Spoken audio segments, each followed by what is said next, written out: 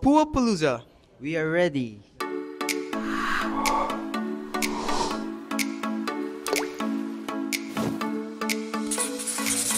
So I'm gonna ask you a few questions. So starting with, what's your favorite part about being able to perform at Mapuapalooza, and what can the Mapuans expect from your set tonight?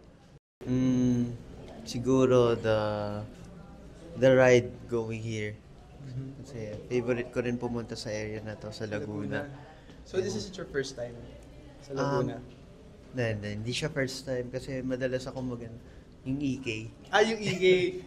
Everyone Yeah. loves EK. Yeah, tapos dito hindi ko siya first time. Tumugtog ako dito actually last year, pero hindi as blaster. Nag-session lang ako. So what are your expectations from the Mapuan crowd? So it's my second time performing here. So yung expectations ko parang yung last time. Was it And good last masaya, time? Masaya yung last crowd nila.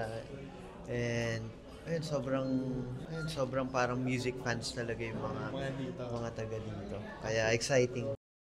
Next, a lot of Mapuans aspire to become musicians. What's one piece of advice you would give to aspiring artists?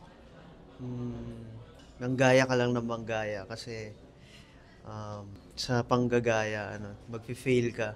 So, pag nag-fail ka sa panggagaya mo, dun ka magiging original. Doon mo mati-discover Yeah. sarili mo. Out of all your songs, which one is your personal favorite and why? As of now, yung Kamuka. Siya yung huling-huling single, yung latest single na nirelease ko. And isa siya sa favorite kong tugtugin live. Kasi, wala lang, maganda yung live arrangement. It later? Yep. Okay. Sige. This is our last question. If you could give your younger self one piece of advice about pursuing music, what would it be? Do not take it too seriously. Seriously. Huwag masyadong seryosohin. Kasi ang importante, nag-enjoy ka lang.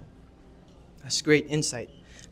Thank you for answering our questions. This is Ken Calvelo, a production staffer of The Kamalayan.